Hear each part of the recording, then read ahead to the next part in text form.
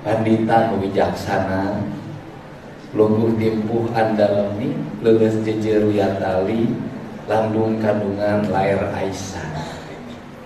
Pangersa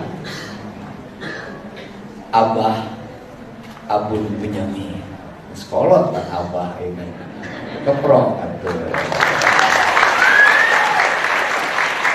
Kan hari ciri khas NU mah kieu. Pindah cai, pindah tampia. Mi indung ka waktu, mi bapa kajapa. Margi organisasi berbasis culture, berbasis kebudayaan, culture-na beda-beda. Lamun di Jawa Timur kakolot teh nyebutna Gus Ca. Ya kitunya. Ka istri kiai nyebutna Nyai. Lamun urang Sunda ka kiai teh Akang, Engkang, Adang. Leres teh malah kadiduna teh mah Aceh. Aceh teh kokolot di pasang gitu. Jadi beda. Ai kuring mah anyar deui Abah Abu. Kunaon sabab Abah? Ari Abah mah lain ukur tuturkeun pentaeun. Naon sababna Abah Abun pentaeun? Sabab Abah Abun mah geus reaketan reaketon. Buncir leuit loba duit. Bruk di juru brok dipantok ngalayah di tengah imah.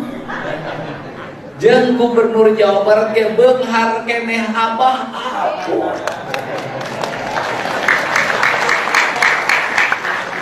Di jalan veteran kebon kolot pesantren saha eta teh Abah Abu. Mangkat ke Citapen eta usaha pesantren Abah Abu. Mangkat ka Wanayasa eta kebon sakti legana aya pesantren jang kolot-kolot usaha eta teh Abah Abu. Mangkat deui ka Sukamulya. Sukamulya mana ke deukeut ka Mulyadi teh usaha eta teh Abah Abu. Ayeuna di Karawang di Cikampek usaha Abah Abu. Tapi Abah Abu sanajan rekeningna genut, pasantrenna di mana-mana, anger we imah maleutik, sederhana basajan. Kunaon gubernur leuwih miskin? Aing mah tombor pasantren pamajikan kitu boga.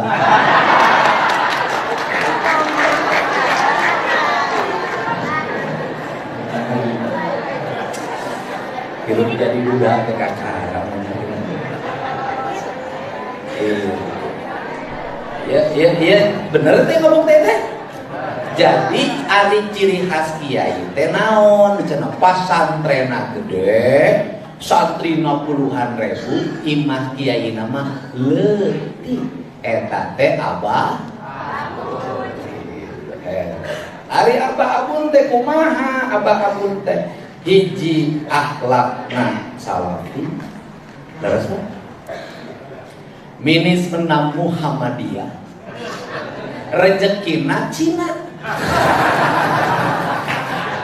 Lengkap teh akhlakna salafi, cara ngaminis kunaon disebut minis menang Muhammadiyah. Sabab biasana nu di NU mah lamun nyieun sakola SD kurang katurut, nyieun SMP kurang katurut, nyieun SMA kurang katurut, lamun nyieun pasantren katurut. Pak Abun mah lain, nyieun SD katurut. SD nu dikelola ku tokoh NU bayaranna gede. Bisaan ngalah duitna teh. Tapi ari Abah Abu mah jalmina tawadu. Naon ari tawadu? Ari abrot jeung gubernur angker we tawadu tara mawaduin. Keprok. Ciri khas NU teh ieu. Ciri khas NU teh. NU mah tara serius gorowokan ngametan. teu ngambek ge jelema sieun. Ngomong ngambek, ya.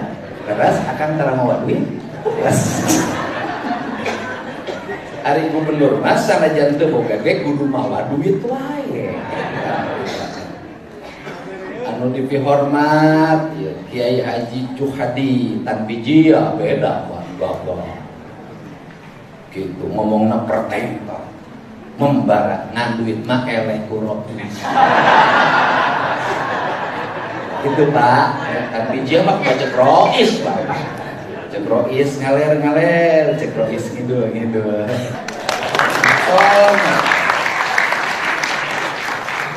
Nukapi hatur Hatib Surya hatur nuhun wilujeng kesepuhan. Wah, ampura boga dosa ka Karawang can.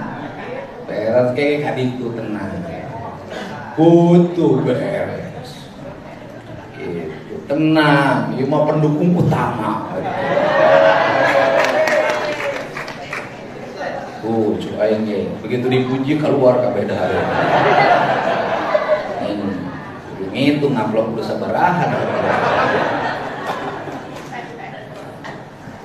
Terus Kafi Hatur Ketua Majelis Ulama apa? Sama alhamdulillah hatur nuhun.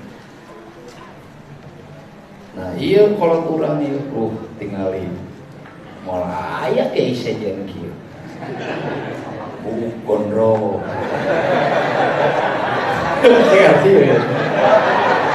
tinggalin sila iya Mancala Putra Mancala Putri teh legok tapak genteng kadek teh pan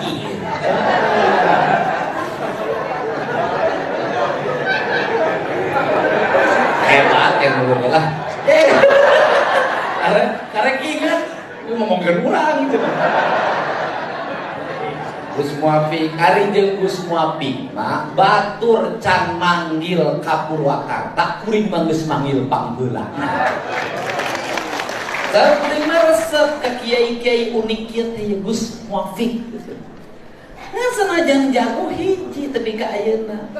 Mere doa neangan pi pamajikan can betul.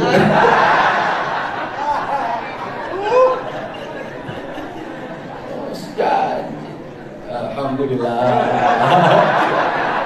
Tenang Gus. Jago ahli sejarah ya teh. Sok ngabahas Sukabumi. Hebat. Lah kedongeng eta dulu Pak Sukabumi teh Bang. Gus, yang itu cerita yang lari ke gunung, lari ke Sukabumi ke sana. Ada ceritanya. Saya ingat Gus. Tenang Gus. Tenang Gus. Gubernur Jawa Barat.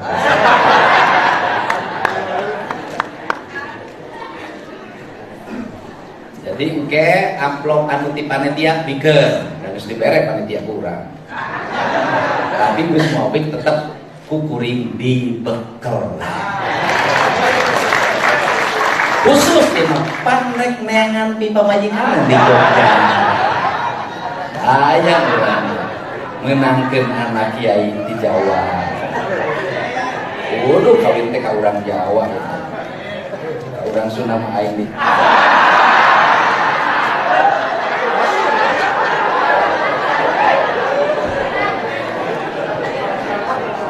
Pan saksina ge abah-abu.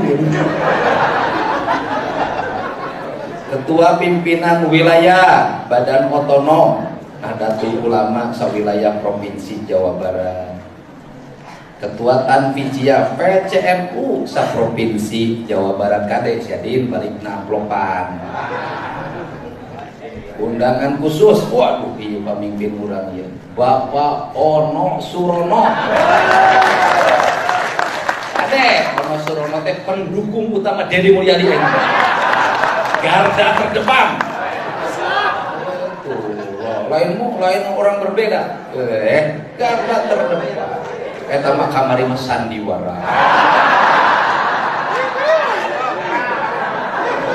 Garda terdepan.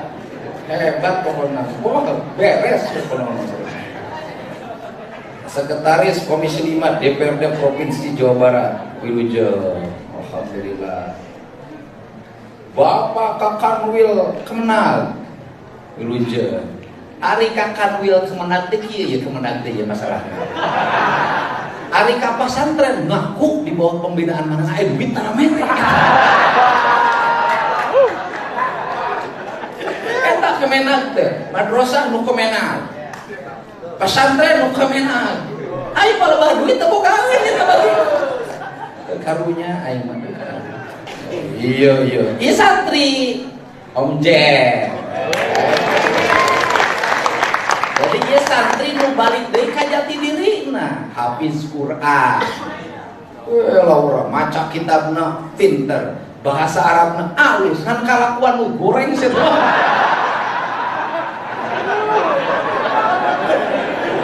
Tapi ayeuna mah insaf, ayeuna mah alhamdulillah. Geus, ngane nu insaf aya nu bangor. Iya balan kuring di baheula ieu. Waduh, kulantaran sok ngajar bahasa Inggris ngomongna di bahasa Inggris. Kiai Haji John Dean. Alhamdulillah keprok sadayana. Kapolres atur nuhun sadayana. Bapak terima kasih Pak Jenderal, atur nuhun. Jadi bahasa Indonesia sekarang Gus. Karena ini apa sih saya selalu bicara tradisi, bicara culture. Karena itulah yang menjadi pembeda dari negara kita. Kita ini, apa yang dimiliki oleh bangsa kita ini adalah culture atau budaya. Kenapa culture penting? Karena itulah kekuatan untuk membangun integritas dan jati diri. Karena membangun integritas dan jati diri, maka kita menjadi pembeda. Karena kita menjadi pembeda, maka Islam di Indonesia adalah Islam yang sangat berbeda. Berbeda apa? Berbeda metodologi pemahamannya, berbeda sosiologinya, berbeda cara pandang filosofinya, dan berbeda cara pandang antropologinya. Karena ini berbeda, maka Islam di Indonesia mencerminkan semangat pluralisme dan rahmatan lil alamin. Sehingga karena menjadi pembeda, dalam pandangan saya, dalam pikiran saya, term berpikir justru yang harus kita pikirkan adalah bagaimana menjadikan Islam yang menjadi culture di Indonesia itu justru menjadi rujukan dalam pembelajaran keislaman di seluruh dunia.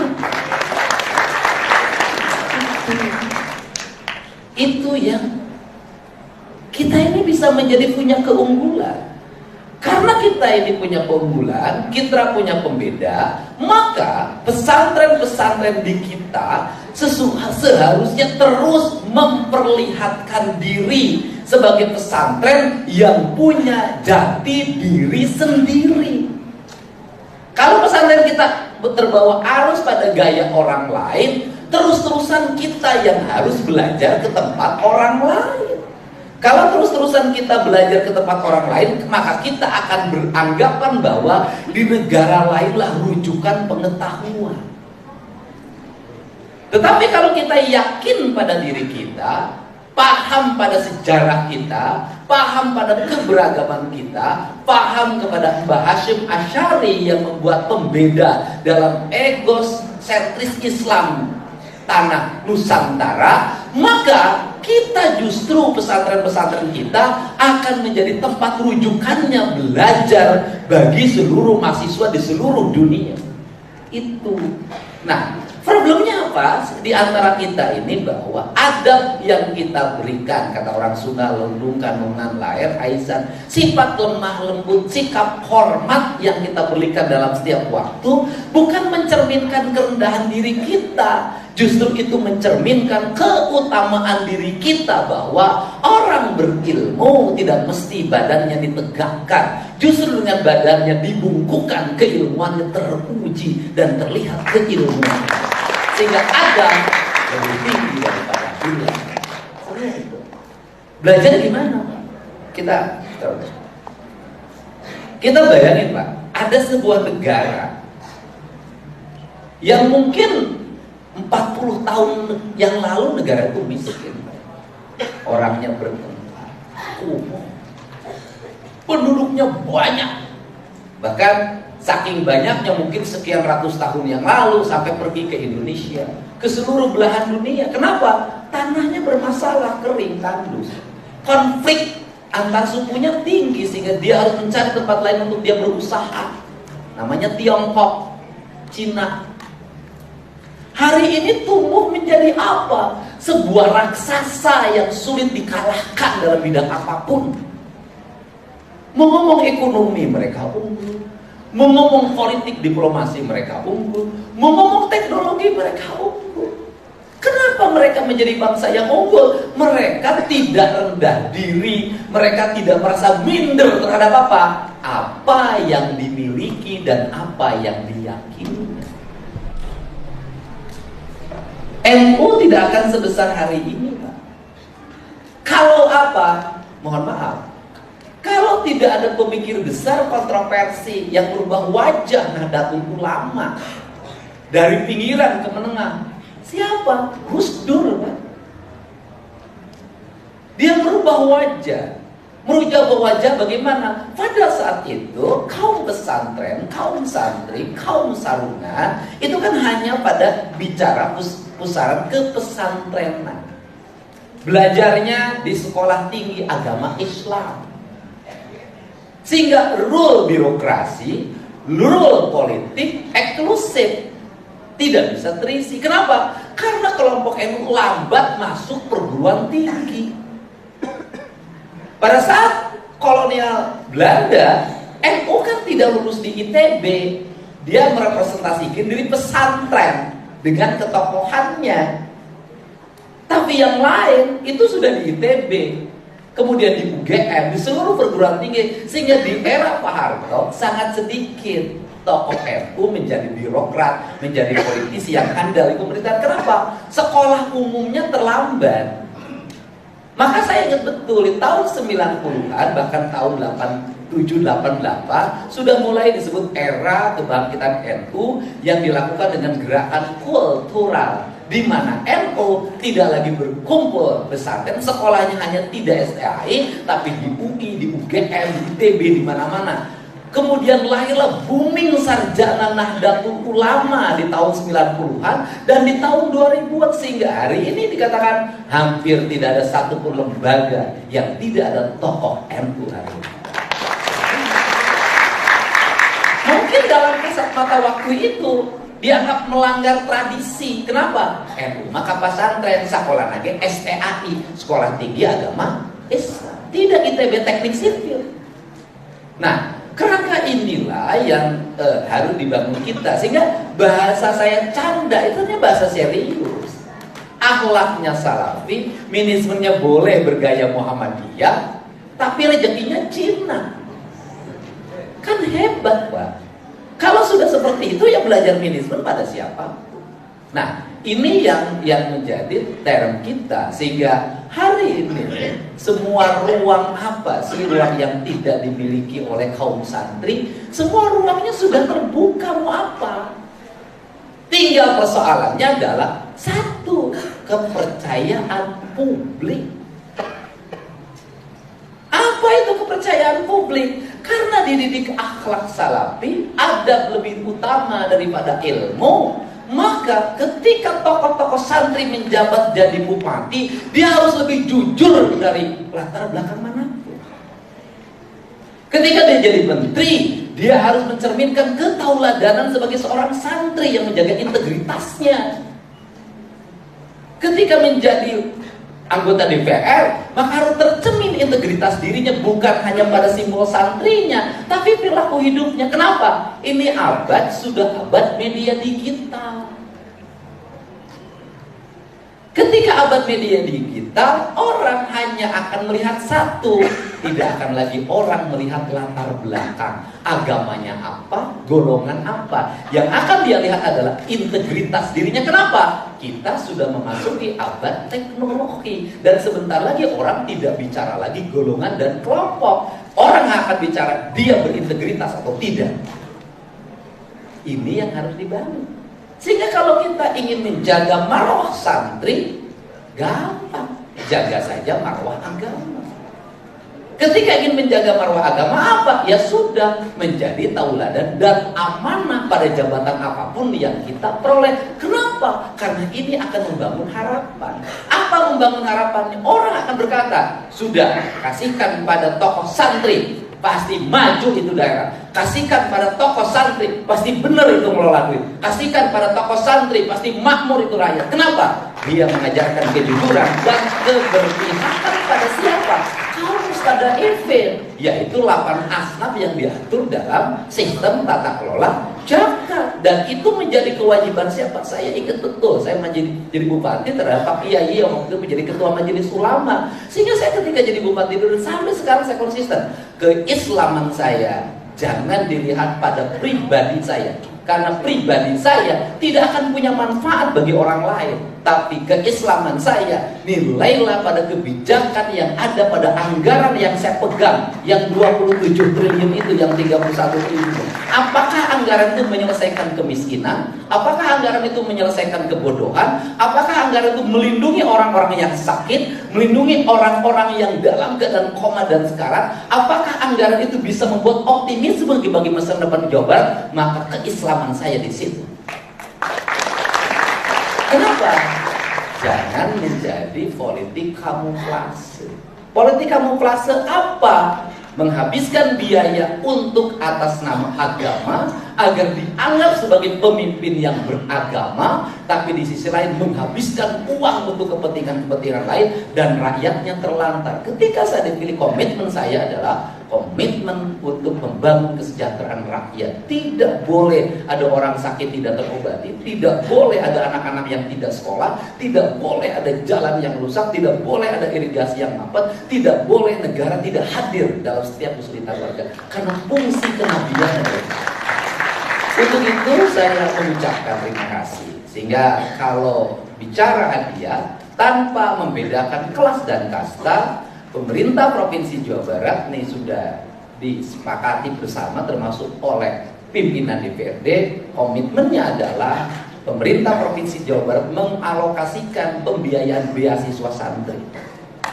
Jadi setiap santri yang orang tuanya tidak mampu mendapat pembiayaan selama pesantren full makan dan minumnya dan kitabnya.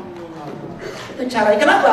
Untuk membangun rasa keadilan, distribusinya langsung pada orang yang mengikuti pendidikan, karena yang dilindungi oleh agama adalah individu. Ini saja barangkali pengantar dari saya. Semoga pertemuan ini menjadi pertemuan yang bermanfaat, bernilai. Hari santri menjadi spirit santri kembali pada jati dirinya.